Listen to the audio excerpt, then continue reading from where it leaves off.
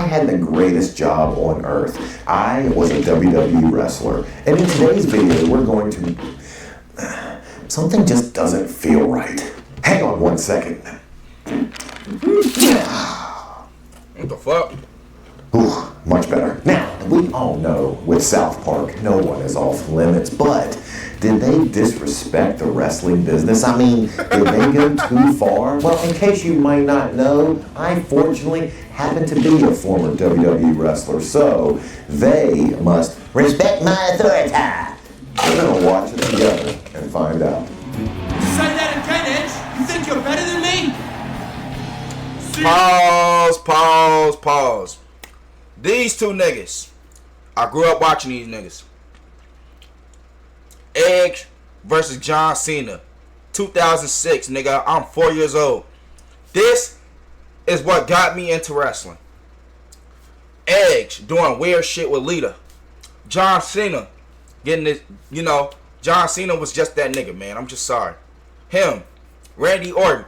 Fuck! Him, Randy Orton. Carlito, Jeff Hardy. Edge. Johnny Nitro. Undertaker. Batista. Bobby Lashley. Booker T. Finley. William Regal. Nigga, that was peak to me, nigga. DX.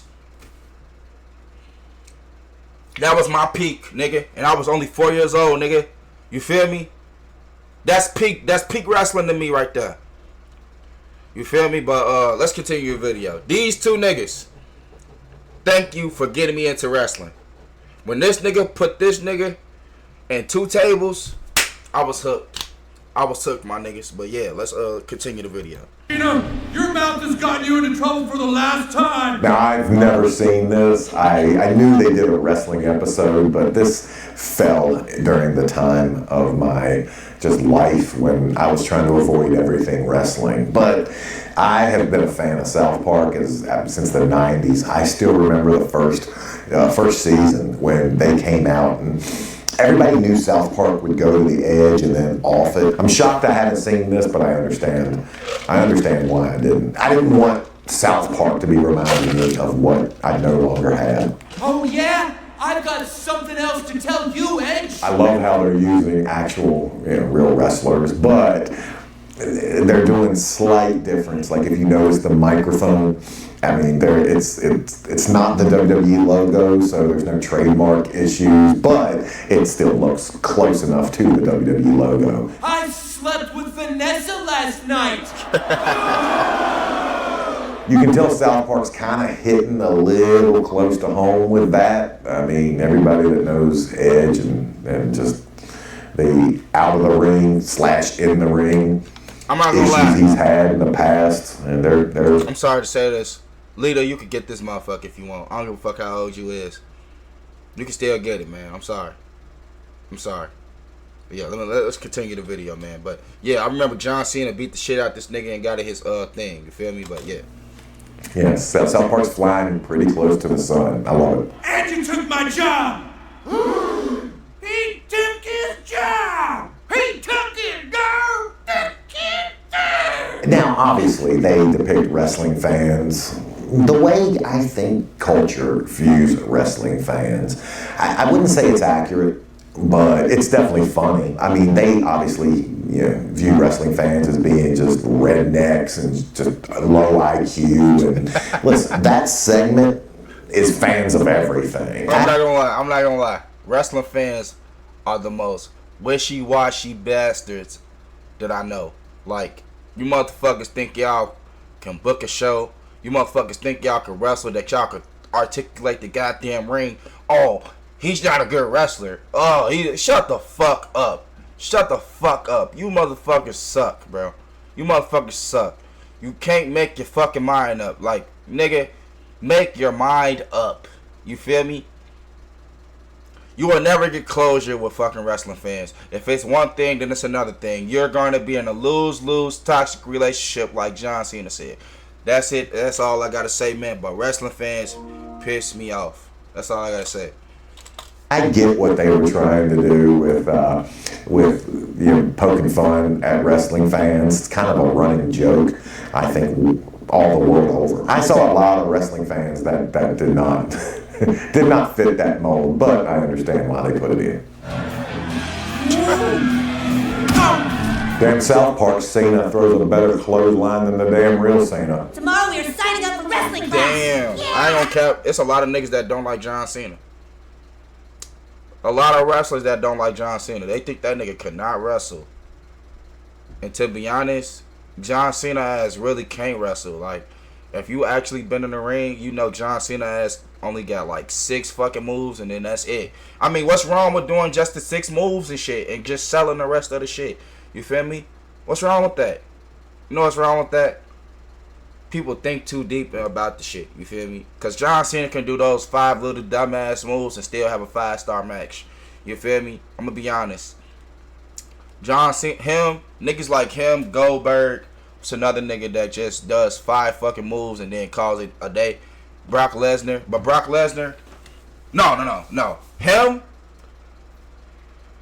is John Cena, Goldberg, and Batista. Those the only niggas I know that can just do 3 simple ass moves and then yeah, that's a 5-star match. You feel me?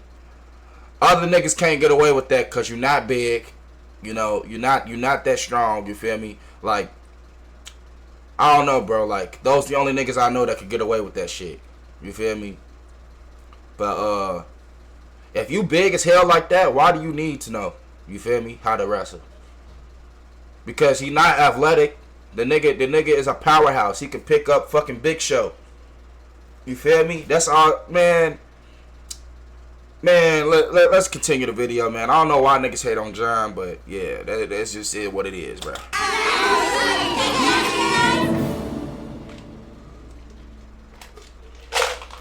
The fuck is this?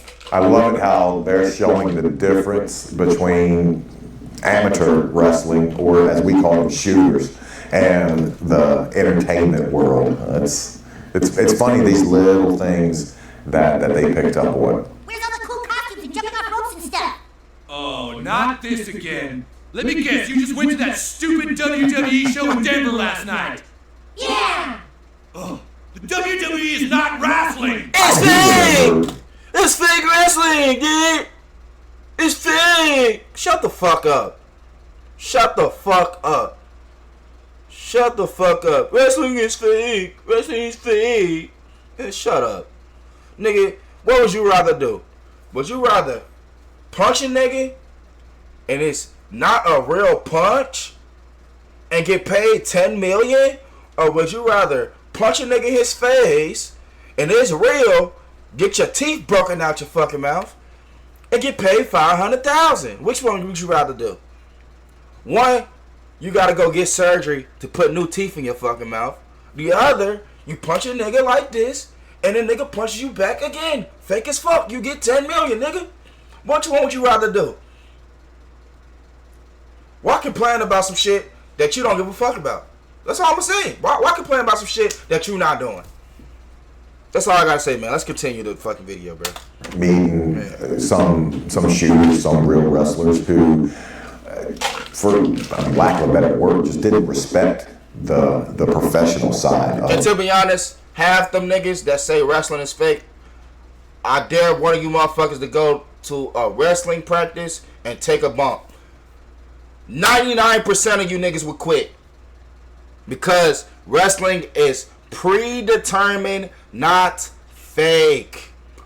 Predetermined, not fake. Because if it was fake, niggas wouldn't get broken jaws. Niggas wouldn't break their necks and be out for be paralyzed their whole life.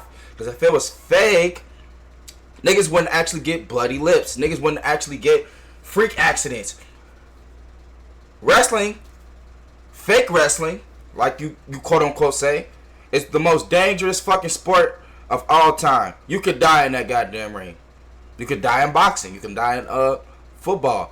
But wrestling, you have no shoulder pads. You have nothing to protect you. The only motherfucker that can protect you is the motherfucker you wrestling with. That's it. And guess what them niggas are trying to do? Hurt you.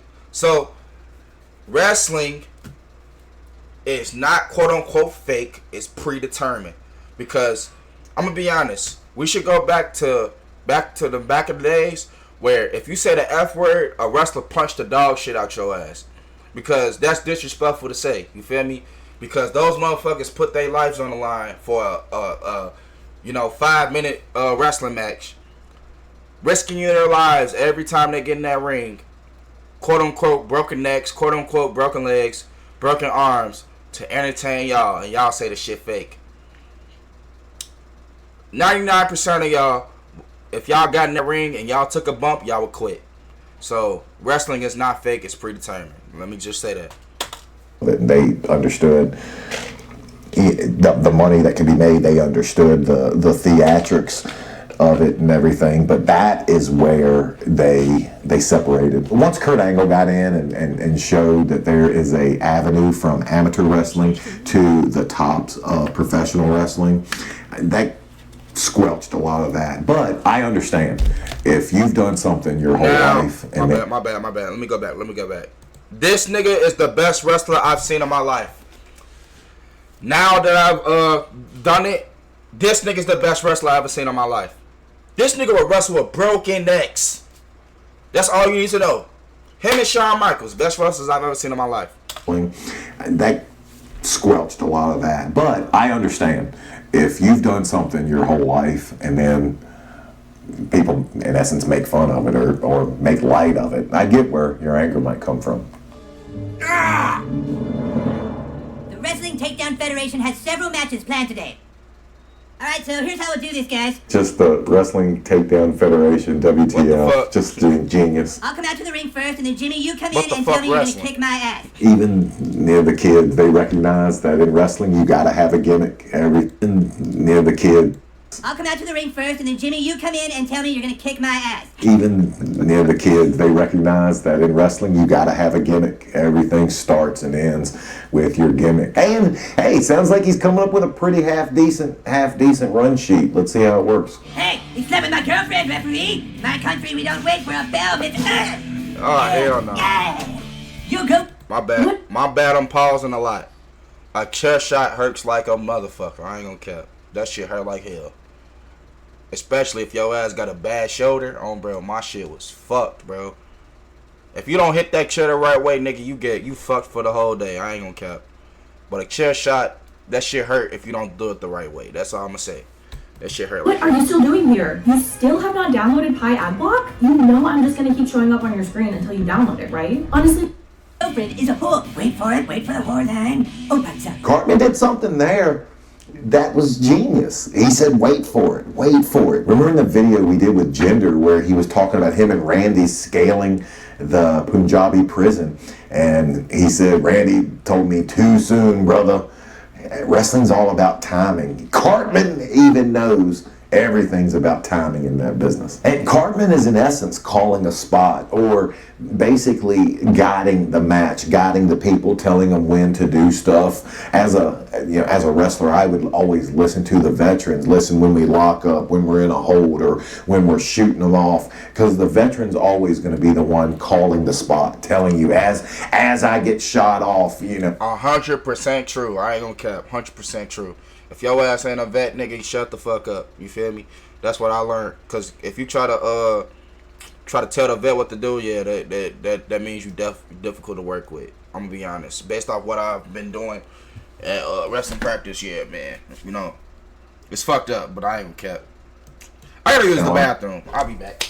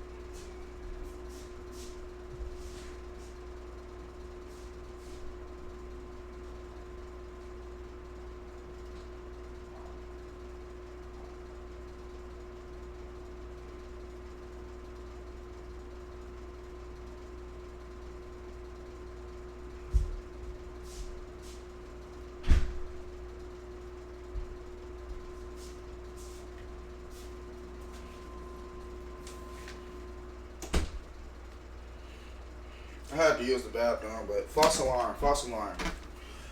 False alarm. I'm coming off, I'm going to listen to Duck the Clothesline. So I know when I hit the ropes, he's going to be throwing a clothesline, and I have to duck it. Cartman's, in essence, doing the same thing. You don't come to this country and make fun of it. And just what do you care about your pitiful country? WTF is doing what every wrestling promotion tries to do.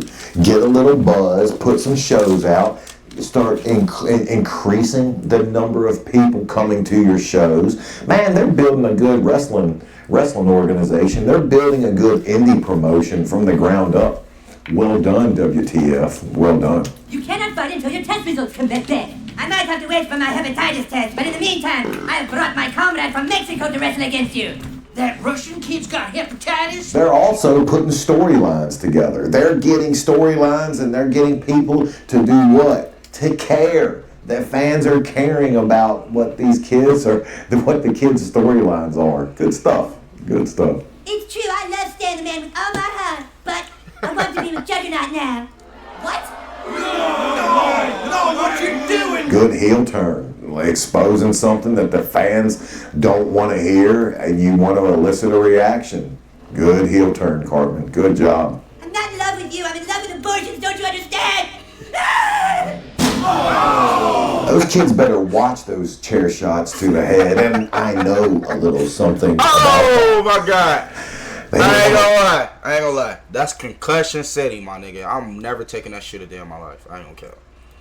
Hell no, that's concussion city, nigga. That shit hurt. Worry about CTE later in life. I mean, they're 7. They got their whole lives ahead of them. Holy crap, dude, there's a huge turnout tonight. Good thing we made those changes to the seating. Oh my gosh. So they have a backstage area. They even have craft services. They know enough to have a catering. All right, you guys, let's bring it in. I think we've done a really great job, and let's just keep the energy up, have a good flow, and have fun out there, okay? Yeah! Let's do this! Yeah! 2, Backyard Wrestling! The one thing that never has or will happen is the group huddle, at least during my time. I don't know, maybe they huddle now, but during my time, there weren't wrestlers getting in a group huddle, wishing everybody the best. I didn't close. So I'm thinking we do the part about Jimmy's relationship with his alcoholic father after you smash Butters onto the table. Oh, sure, that works. Hey, just like in a real wrestling show, changes being made to plans up until the time that the show takes place. Man, people are always altering or just trying to figure out how to make something a little bit better. Good job, South Park. Vince McMahon is coming to see us? This is our shot at making it into the WWE. To be real wrestlers. Oh my God. And just like in a real indie locker room, if any wrestler feels like they're going to be in front of Vince at the time when Vince was... I'm not gonna lie. 9 times out of 10, them niggas are not gonna become WWE wrestlers. Unless you really got a wild motherfucker to become a WWE wrestler, nigga. That nigga is not there to see you, nigga. He's there to see somebody else. I'm gonna be honest. He's there to see the nigga that... I'm sorry. I'm exposing the goddamn truth, but Still running things. If they feel like they're going to be in front of anyone, where that gives them a shot, a chance to make it to the big time, they get excited. They get just...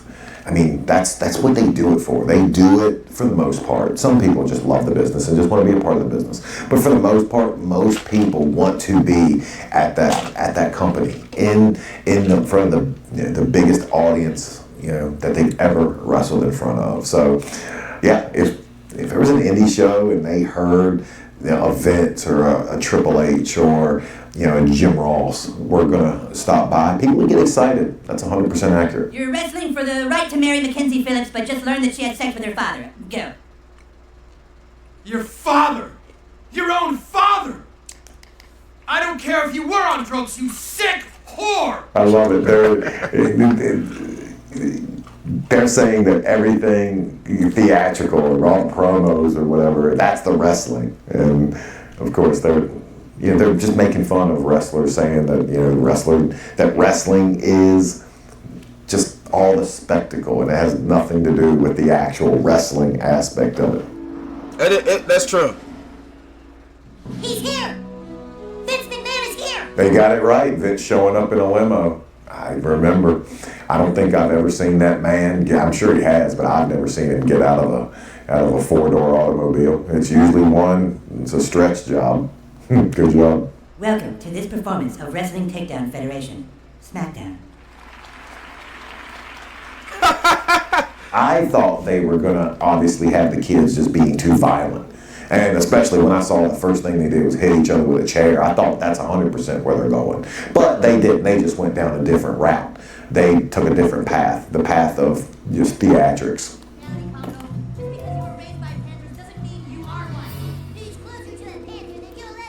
Oh my gosh, was he got an RPG? No!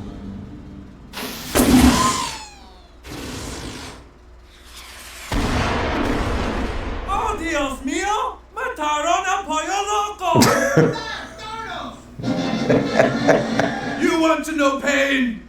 Pain is dedicating your entire life to a sport. And now he's cutting a promo, which happens to be real, because remember, real issues draw money. He's cutting a promo, which is in South Park World of Wrestling. I guarantee you at the end of this, they're going to say, oh, he's good.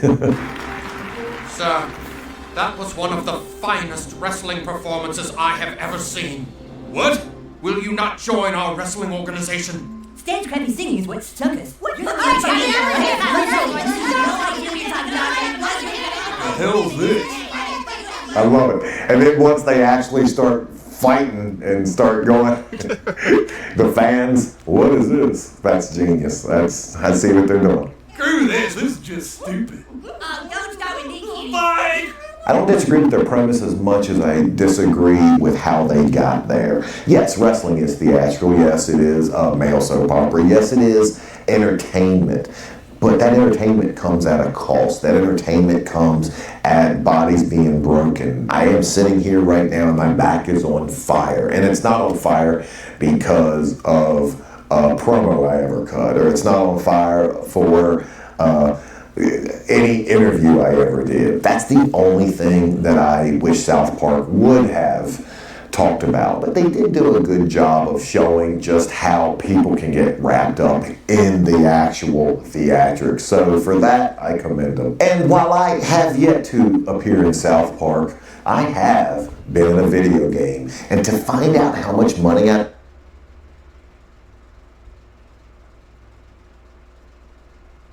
It's more content creators, like wrestling content creators I like. What about that guy that from Woke Culture? What's it called? Simon Miller or something? Let's do Simon Miller.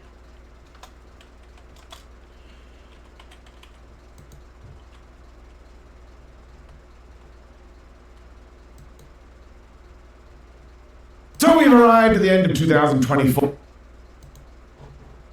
Hey guys, Maven here. Now, from 2001 I like to wrestling 2005, content creation. I had the greatest job on earth. I was a WWE wrestler. And in today's video, we're going to... something just...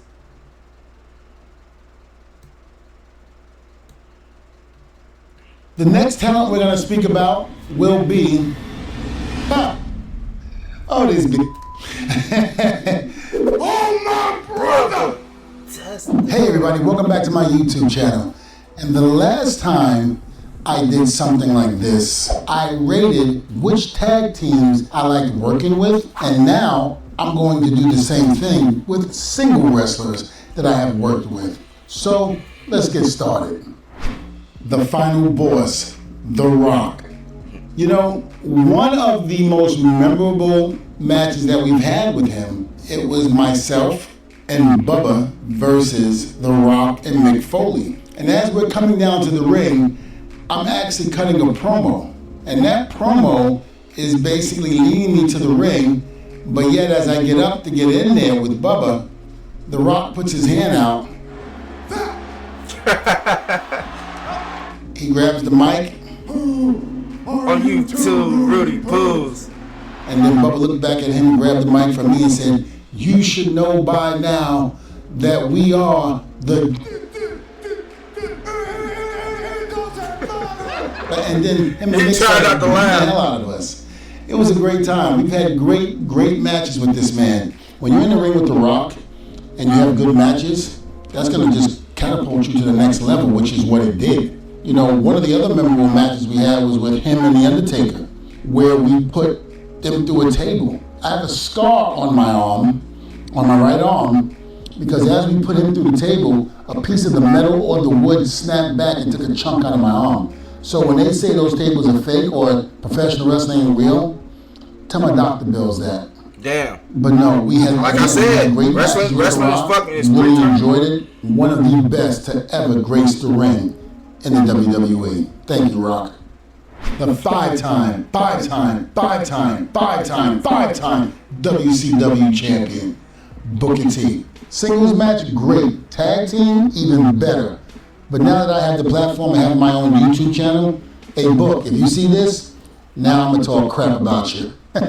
Booker T was one of those guys where he would get in the ring with you, throw a punch, and just beat the living hell out of you. Booker, you got some receipts coming to you, and you know you do. I love you, but no, you hurt me, man. I'm going to pay you back. But no, in all hindsight, Booker was great to work with, a funny guy. You know, you got to have something wrong with you when the guy is in the ring with you, beating you behind, and he's doing commentating as he's beating you. Who does that? Booker T does. Booker T's pulling green up right now. Nah, I'm going to be honest. Swerve Strickland, you bogus as hell for saying fuck Booker T. You bogus, bro. I ain't going to cap. Because Booker T said, obviously, nigga, there's racism still going on in the world, but nigga, what the fuck? Like, if Booker T didn't have a problem with any of that, and he feels like, damn, my life is good, my life is amazing because of wrestling, hey, that's his personal opinion, bro. Just because shit didn't work out for you, don't mean you gotta bash the place that didn't work out for you, bro. You doing pretty successful. That don't mean you gotta bash the other company, bro. And as a matter of fact, maybe if you weren't in that other company, maybe you would have got the opportunity you got now. You feel me? So be grateful for where you at, bro. You feel me? And I'm going to just be honest, bro. I understand where the fuck Swerve Strickland coming from, but that don't mean you got to tear others down because you're not in a good hair space. You feel me? But let me just continue to... Go ahead and put that big first count. I have to somewhat try to repay that favor, get him back in the ring and get myself back in the ring to get all the punches that he gave me for real, get them back. So we'll have to see, Book. Stay tuned. Tell me, he didn't just say that. The icon himself, Sting. There were a lot of guys that you're going to hear that I think was great or love to work with because I really did. I enjoyed myself. He was one of them. You know, I watched Sting for many, many years growing up, and I was a big fan of Sting's. So for me to be looking across the ring and seeing him there, and we're about to lock up, to me that was special. And I really, really enjoyed it. He was very helpful, gave me some great advice. Not once, which I was happy to say, he didn't say, slow down, kid. You know, like most veterans tell young guys. But Sting was really, really cool and really, really helped me out a lot. And I can't be nothing but grateful to the man. Also, I think I have to make an apology. Did not mean to push you into the post where you hit your head and got busted wide open. Damn. That was a mistake. I think I might have had a little bit of Bubba influencing me. Raven. Raven was kind of like the creator of the Dudley Boys. You see, the Dudley Boys came from a movie called Slapshot with Paul Newman. It was the Hanson brothers. They wore the glasses with the white tape around them that made them look like nerds. They were soft as soft could be. But when they got on the ice, they were ass kickers. They would kill you. They would hurt you bad. Raven watched that movie numerous times, and him and Taz were talking about it one day, and both of them came up with the idea of the Dudley Boy family. So that's why you have about 9 different Dudleys, and please don't ask me to go through all of them. Just know that Bubba, Devon, and Spike were all you need to know. I might not be sitting here talking right now on the platform that I'm talking on right now if it wasn't for you. So thank you, Raven. The human suplex machine, Taz. Taz and I come from the same training facility, Johnny Rods, the unpredictable Johnny Rods in Gleason's Gym, New York, in Brooklyn. Taz was one of the reasons why I got my job at ECW. Yeah, for real? He called Johnny Rods one day and said, listen, we need a Rastafarian Dudley. Do you have one? And Johnny Rods pulls me to the side and he says, Devon, you ever hear about ECW? And I went, yeah, why? What's up? He goes, well, they're looking for a Rastafarian Dudley. I go, oh, but I'm not Rastafarian. He goes, Devon, it's wrestling. You pretend like you're Rastafarian if you have to. I said, Johnny, I can't speak a lick of Jamaican, and nor do I have a Jamaican accent. So you better learn or pretend. I was like, can you see the top of my head? It's balding. Ain't no way in hell I can grow dreads. He was like, just tell Taz and he'll work something out. So I went down there and I had my tryout with Perry Saturn while Taz looked on. Perry gave me the thumbs up. Taz called Paul Heyman and said, I think we found our Dudley. So when Taz got off the phone, I told Taz, I said, Taz, I don't know if you've noticed, but my hair is thinning up top. And I don't think there's no way I can have dreads. He goes, don't worry about it. We won't really need a Rastafarian Dudley. We just need a good, solid African American who could really work in that ring and hold his own. And you were in there with Perry Saturn, so guess what? You held your own. So therefore, I'm telling Paulie, we need to pick you up. It was because of Taz that he gave me my chance and shot. And I'll always be grateful for that. But at the same token, Taz, you can kind of get, a little grouchy at times, which I think you know that. But I still love you to death. Right. You crazy as hell too, but still love you to death. The Olympic gold medalist himself.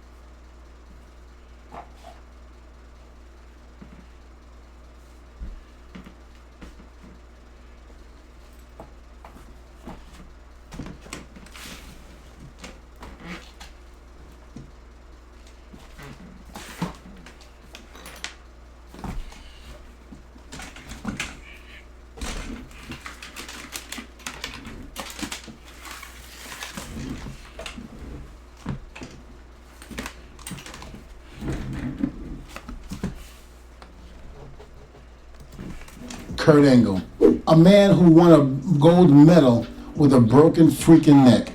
Kurt was a machine. And we all know that when you're an amateur wrestler and trying to make it into professional wrestling, sometimes it's very hard to make that transition, but Kurt made it easy. He was truly a natural and a true athlete.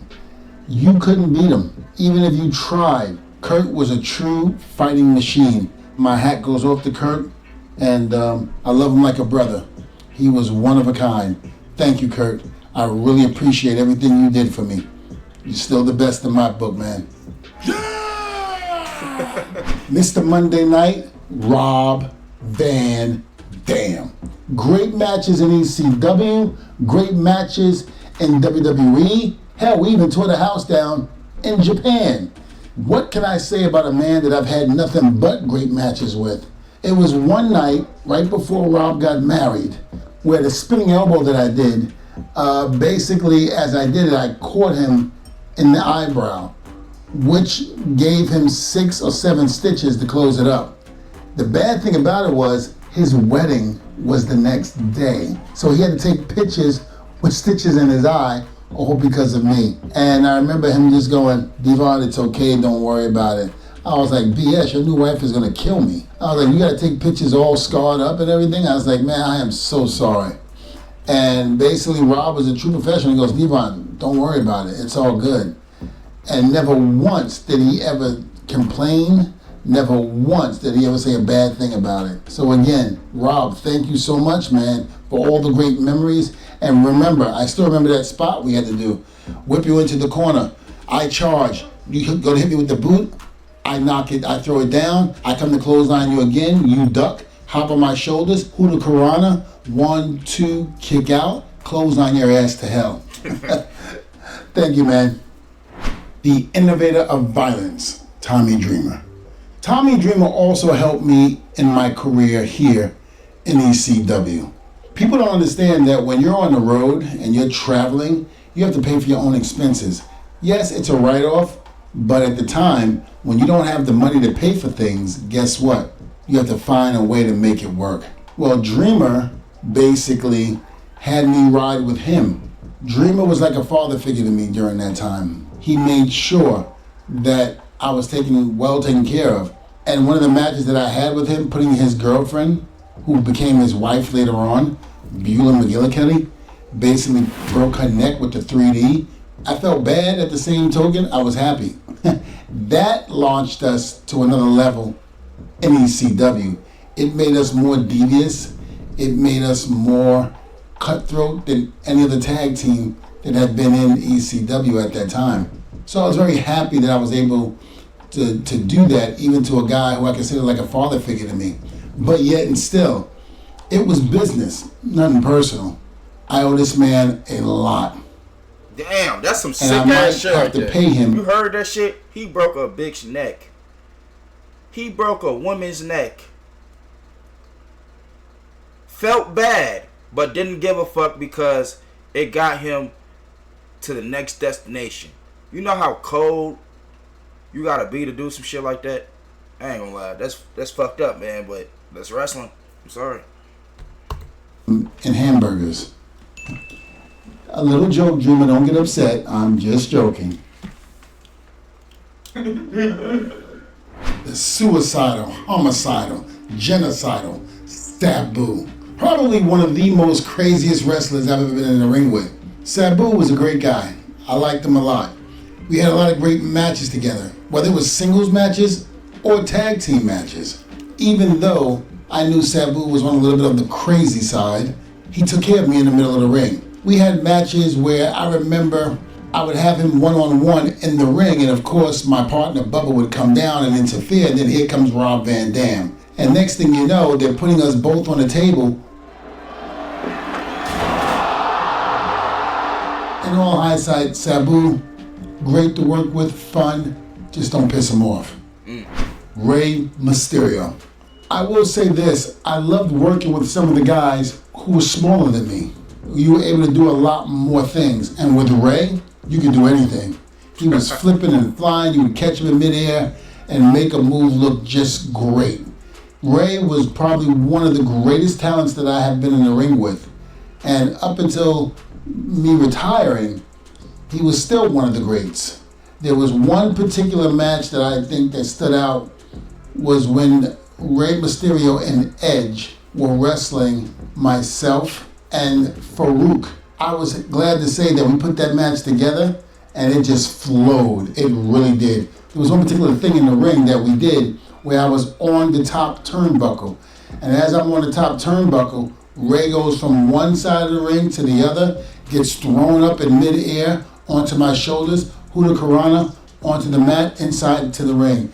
Huge reaction from the fans, great times.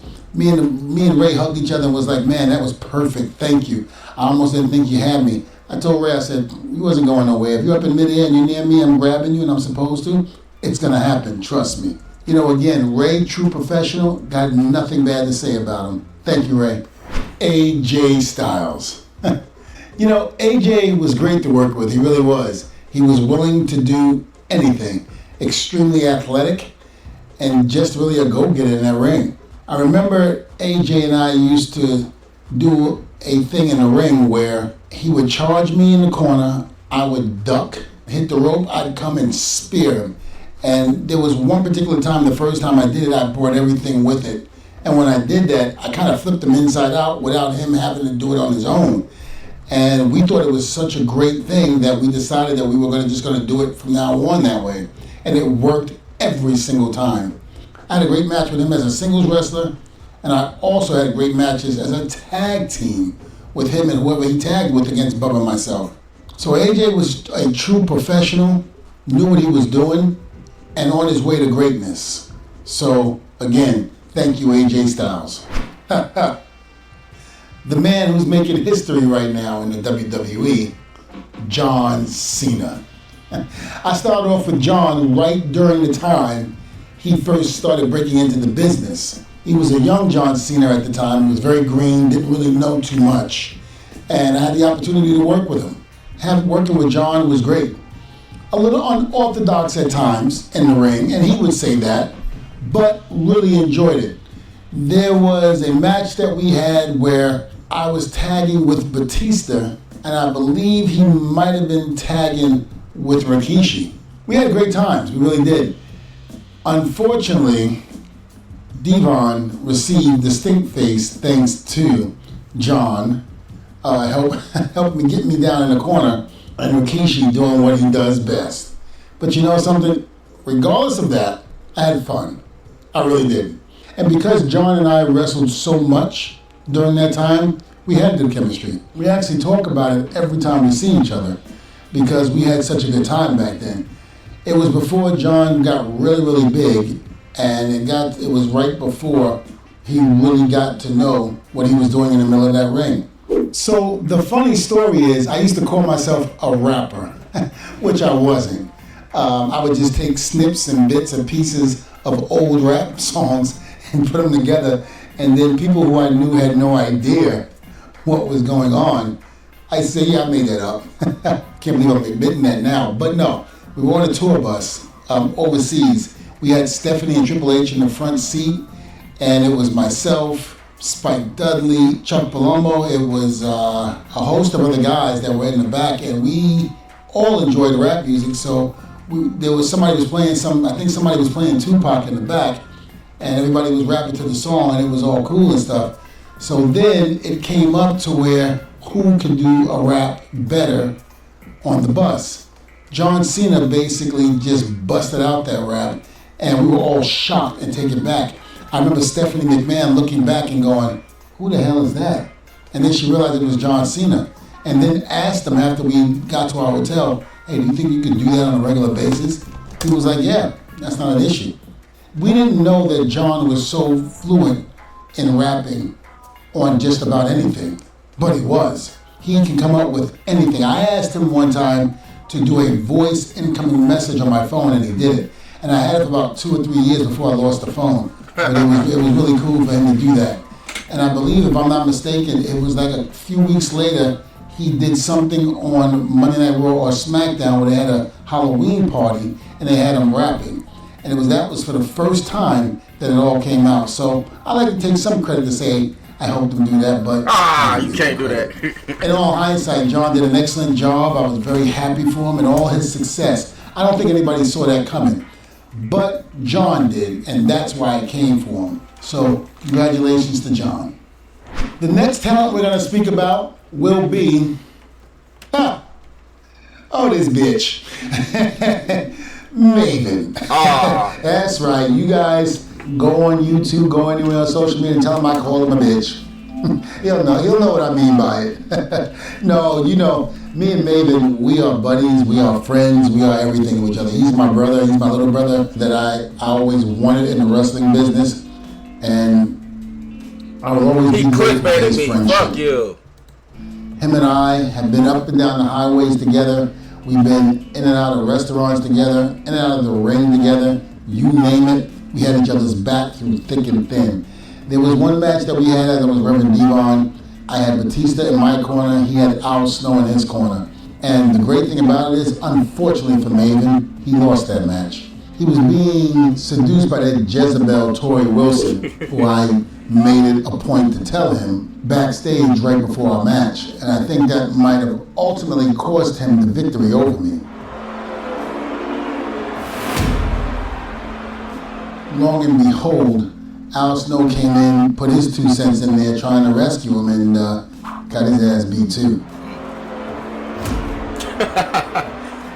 It was Maven who inspired me to do this YouTube channel. I think he inspired a lot of people to do the YouTube channel because I don't think anybody was doing it before Maven was, or at least on the level that he's doing it at. So, you know, again, I thank Maven for that. Thank you for being my boy. Thank you for just being a good friend, and I wish you nothing but the best with your YouTube channel, just like you have myself.